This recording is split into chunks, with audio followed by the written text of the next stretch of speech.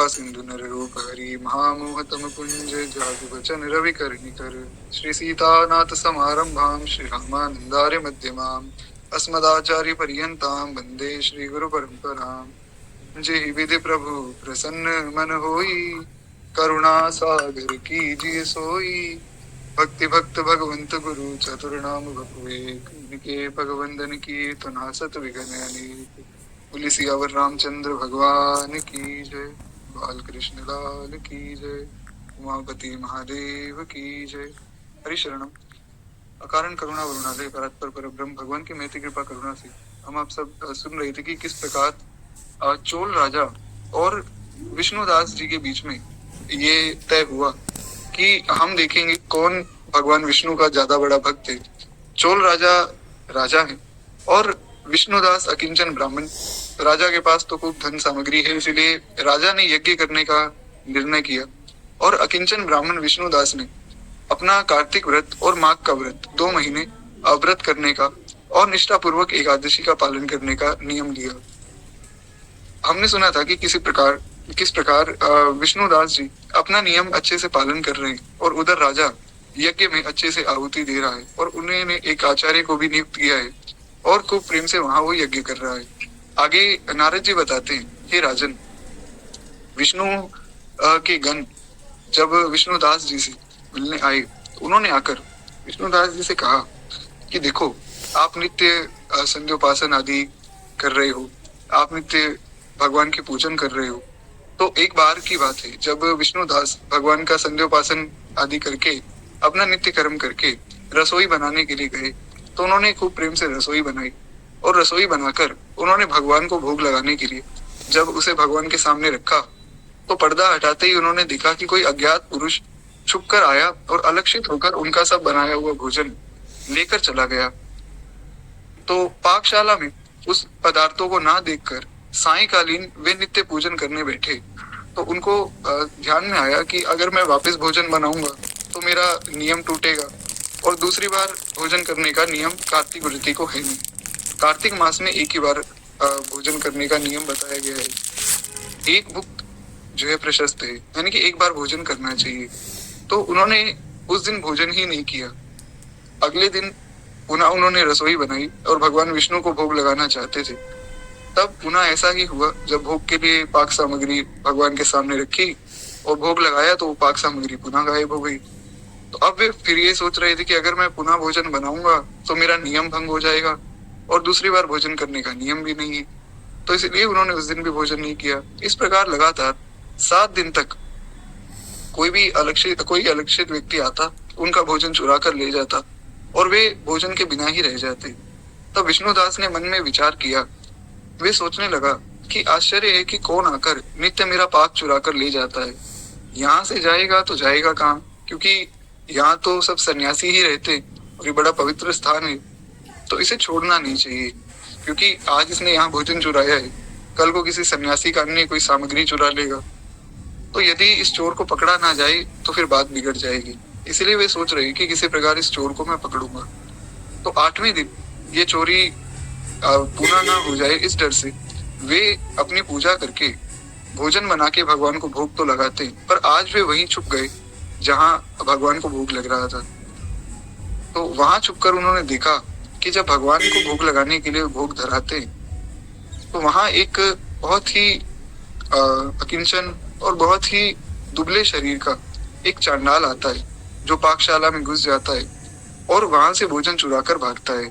क्षुधा से कृश दीनहीन मुख वाला, हाड़ चाम मात्र शेष शरीर, यानी कि शरीर में कुछ मांस ही नहीं, खाली हाड़ चाम रह गया है। और उस नरकपाल चांडाल को देखकर विष्णुदास को बड़ी दया आ गई। वे उसी को ही विपन्न स्थान में देखकर बड़े दुखी हो उठे कि कैसी इसकी अवस्था है, बेचारा भोजन भी नहीं कर सकता है, चलने में भी असमर्थ है और संत का हृदय वैसे ही बहुत कोमल होता है। तो उन्हें बड़ी दया आई। तो उसने जैसे ही पाक सामग्री को चुराया और वो ले जाने लगा तो विष्णुदास जी उसके पीछे पीछे दौड़े और दौड़कर उसको कहने लगे कि अरे ठहर ठहर, वो पाक सामग्री को सूखा कैसे खाएगा, ये ले थोड़ा सा घृत लगा ले, यानी कि थोड़ा सा घी लगा ले। इस प्रकार कहते हुए वे चांडाल के पीछे पीछे भागने लगे। अब वो चांडाल इस बात से डर रहा था कि शायद ये मुझे मारेंगे, तो चंडाल आगे आगे भागने लगा और इस प्रकार वो भागते भागते एक पत्थर से ठोकर खाकर वहीं गिर पड़ा और मूर्छित हो गया। फिर क्या था?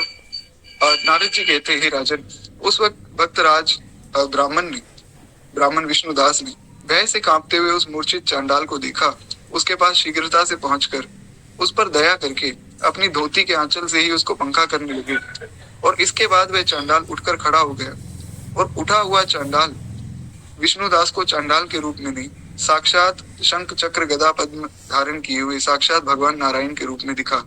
भगवान पीताम्बर पहने 4 भुजाओं वाले थे, जिनकी छाती पर श्रीवत्स का चिन्ह और भाल पर मुकुट धारण किए हुए असली पुष्प के समान सुंदर वर्ण के, जिनके वक्षस्थल पर कौस्तुभ मणि विराजमान थी।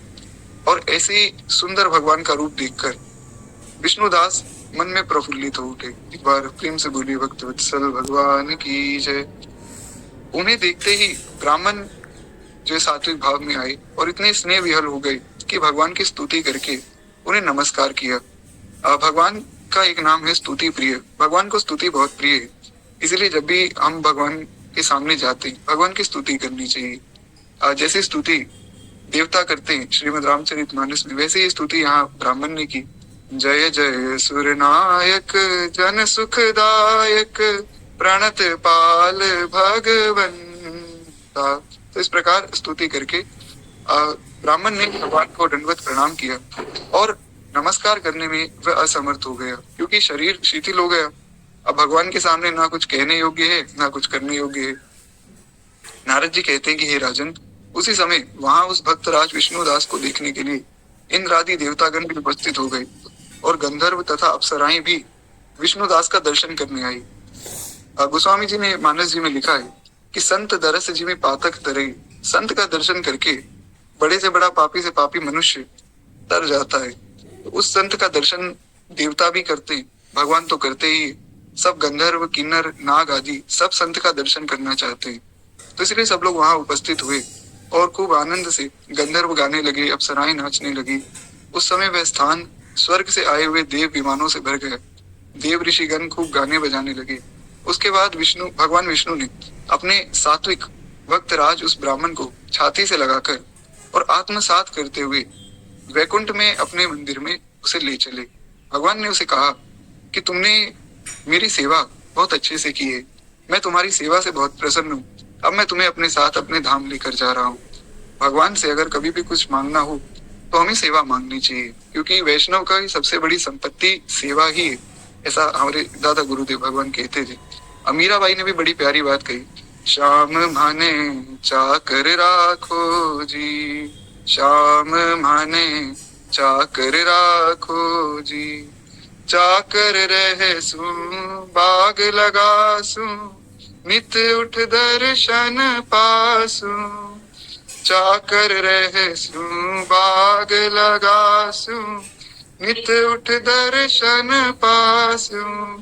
वृंदावन की कुंज गलिन में, वृंदावन की कुंज गलिन में, हरि की लीला गासु, श्याम माने चाकर राखो जी, गिरधारी लाल चाकर राखो जी।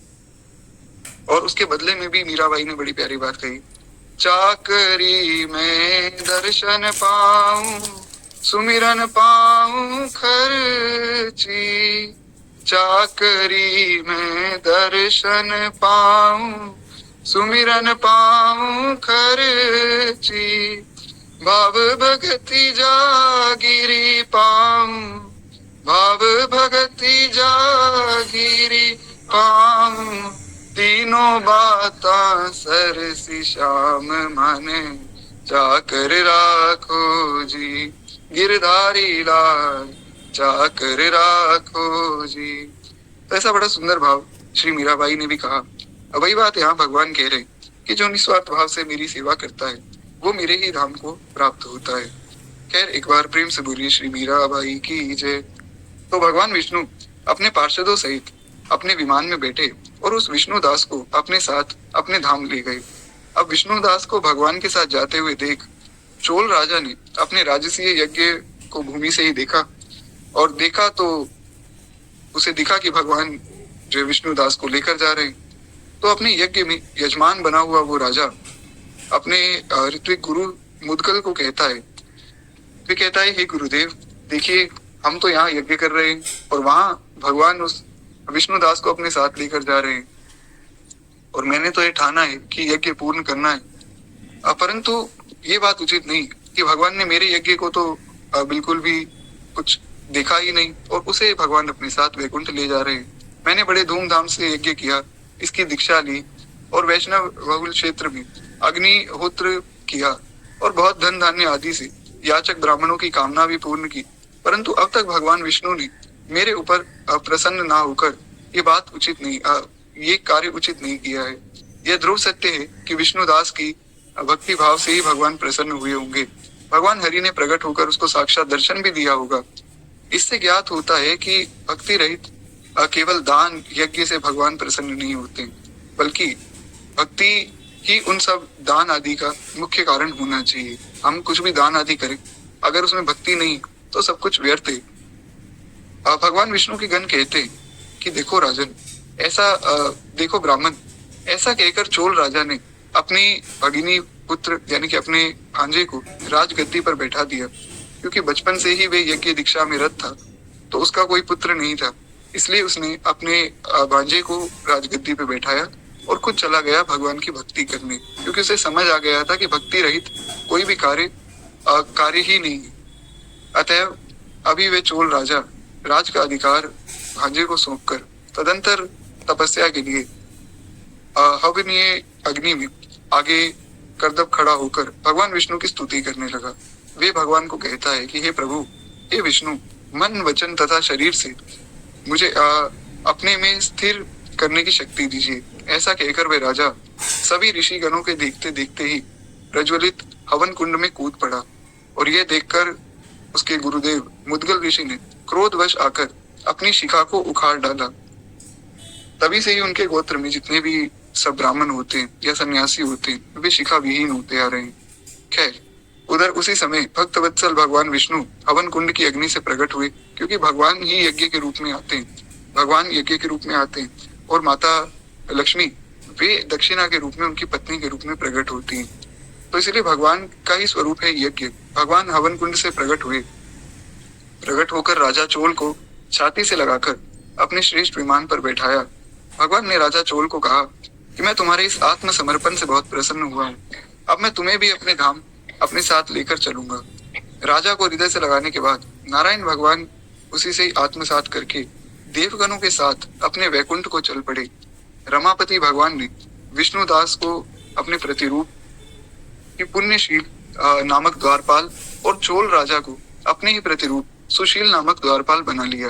वे दोनों पुण्यशील और सुशील भगवान के यहाँ द्वारपाल बने और खूब प्रेम से भगवान का भजन करने लगे। इसी प्रकार कार्तिक मास में का हमारा 22वां अध्याय पूर्ण होता है। एक बार प्रेम से बोलिए भक्तवत्सल भगवान की जय। केवल 2 मिनट प्रेम से भगवान नाम संकीर्तन करें। श्रीमन नारायण नारायण नारायण, श्रीमन नारायण नारायण नारायण, श्रीमन नारायण नारायण नारायण, श्रीमन नारायण नारायण नारायण। राम नारायण नारायण नारायण, कृष्ण नारायण नारायण नारायण, शिव नारायण नारायण नारायण, भजमन नारायण नारायण नारायण, भजमन नारायण नारायण नारायण। बोले भक्तवत्सल भगवान की जय, बाल कृष्ण लाल की जय, उमापति महादेव की जय, श्री सद्गुरुदेव भगवान की जय, सब भक्तन की जय, सब संतन की जय, आज के आनंद की जय। जय जय श्री सीताराम, जय जय श्री राधे श्याम। नमः पार्वती पतये, हर हर महादेव शंभु।